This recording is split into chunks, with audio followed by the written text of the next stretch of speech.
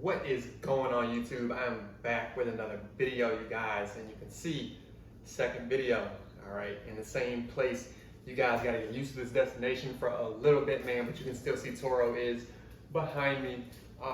We're going to be talking about some things that I need to catch up on, man. We're going to be talking about some of the last call dodges, man. I'm actually going to start from number 6 and work my way down to number 1. So that is right, you guys. We're going to be talking about the Black Ghost. And number 1, is it worth it? And what do I think about that specific challenge? All right, so you guys know me. You know I am a Challenger person, man. I have owned multiple Challengers at this point, and I think it is the most Americanized or well-known muscle car that has ever been. In my opinion, don't kill me in the comments. And when I first saw this Black Ghost, I automatically knew of the original from the 70s, I believe. And I actually have the guy's name here. I could for the life of me not remember his name. Godfrey Qualls, man, the original 1970 Dodge Challenger RT Special Edition, where it was seen once in the 426 Timmy and never seen again, right? So with these last calls, and again, I am starting from number 6 and working my way down, I am catching up. But this one really caught my eye. Number 1, because it's a Challenger, and 2, the reasoning behind it. If you guys know anything about the car, man, yes, their original 1970 is still with the actual owner or the Qualls family to this day. And now it is a 2023 last call HELLCAT REDEYE with 807 horsepower, all right? So it's definitely gonna be a sought after car. I saw one go for 123,000. I've seen another one go for 135,000. So is it worth it? You guys are gonna have to tell me. I'm gonna drop some videos right now and some pictures of the actual car. So as you guys know, it has the iconic lizard skin or gator skin, whatever you want to call it, rooftop, which I'm personally not a fan of. I think it's kind of too different for me. At that point, I don't think that kind of fits my bill at the end of the day. But the car itself looks great. We're going to be talking about the specs. I did print out the specs so I don't miss a single thing. Number 1, there's only going to be 300. If you guys know anything about the exclusivity of the 1320, you guys know of my year, there's only 410 made. So I really take pride in that. So, you know, having a last call may be a thing that comes in the future for this channel. So it has the black gator skin roof in vinyl. It has the bright Dodge badge, white rear fender badges, which is rare. I have yet to see a Dodge with a white rear Dodge panel, not panel, lettering. Mostly they're either silver or black, so it's definitely different. It has the script Challenger grille on the fender and the spoiler, which is crazy. You mostly see those on the TAs in the script versus just the regular block letters. A midnight metallic SRT grill badge. I'm assuming that it's just more of a black aspect or a blacked out package. They did I hate this, right? The bright fuel filler door. You guys, you can Google that.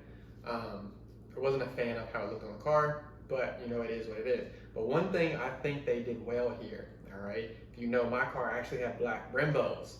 Black Brembo brake system. I think black brakes look really good. I think it's kind of a hidden gem on most cars. For sure, did a good one on that. They did the 309 rear axle ratio, the 20/11, because yes, it is a wide body, satin carbon speed wheels. To me, satin carbon, it's gonna be like a gunmetal gray, which I'm actually a fan of. I think it's gonna look good, but if I ever were to get the car, I'm blacking out everything. I'm going black wheels, all that good stuff, right? It does have the hood pins, all right? This is another positive or another check mark in my book. You guys know I had pins on the 1320. You probably can't see it. I'll try to zoom in, who knows? When it was all black, and I'm a super fan of those. It has the Black Ghost interior panel badge, so just like on like the jailbreaks and stuff like that. That's the only way you know it's a jailbreak if you get inside the car. You'll have the Alcantara or Laguna package. Hopefully you guys choose black. I don't want to see any of these cars with red leather, but to each their own. And you also get the same steering wheel the Dodge Demon and the 1320 have, the Alcantara steering wheel with obviously the light up SRT wheel logo, right? Or steering wheel logo.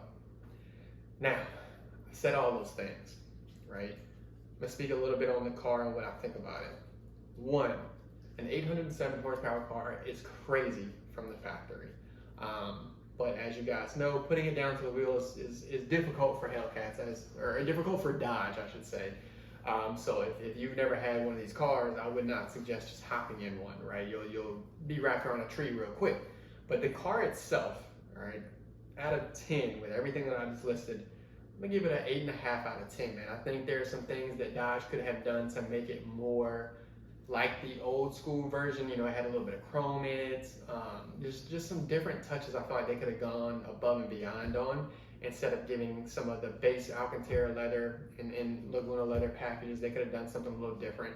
They had kind of the gator skin aspect. I think they could have put some of the gator skin on the inner half of the seats. Again, just a minor touch, but again, this person that's looking for this car is not looking to sell the car after they buy it. It's going to be a lifelong purchase for sure, because again, 300 made, you gotta want this specific vehicle. Another thing for me is the fact that it's a black Ghost, but it comes with silver or gunmetal gray rims. Can't get with that, you guys. And then the price tag, man. If I'm gonna spend $120 to $150, you know, there's a lot of other cars on the market right now for that. Obviously, you're paying for the exclusivity of it. I get it. But out of the last call models, out of the 6 that's come out, I'm gonna put this at number 3, you guys, out of these 6. So kind of middle of the road. You'd be surprised when I'm gonna have it 1. You're gonna be surprised at what I have at number 6 as far as last for me. But outside of that, man, I just wanted to catch up and let you guys know about it. Yes, it's gonna have a hefty price tag.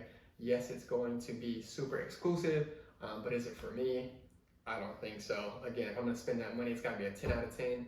And then 2, there's quite a few cars that you can get that 120 to 150 range, right? Let me know what you guys think about the Black Ghost in the comments, man. Tomorrow we're gonna be talking about the Super B. That is the one I am ready for, man. That is what people are calling 1320 Charger, and I'm kind of iffy on it, man. I feel like I just slapped some demon wheels on a wide body Charger and said, oh, here's your 1320 Charger, right? But that is the next video, you guys. Make sure you tune into that tomorrow. It drops at 8 p.m. Outside of that, man, you guys know everything 1320 happens right here on this channel. Check out some of our racing videos. Got some other things planned for this week. We're actually going to get in the car, so be on the lookout for that later. This is the 2023 Dodge Challenger Black Ghost. And the story of why this car is awesome has nothing to do with its horsepower figure, but everything to do with history. Back in 1970, a mysterious unknown Challenger packing 426 Hemi heat would appear on various streets of Detroit. It would make a few passes against the other stoplight racers of the era, whip their butts, and then disappear back into the night. Folks dubbed the car the Black Ghost, and the story of a legend was born. It wasn't until decades later that people started figuring out who owns the car, and the full story was told. I'm going to give you the quick version. A man named Godfrey Qualls returned home from his time serving as a paratrooper in the Army, where he earned a Purple Heart. He then popped into his local dealership, ordered a 1970 Challenger exactly how he wanted it spec'd, and then turned it into a street legend.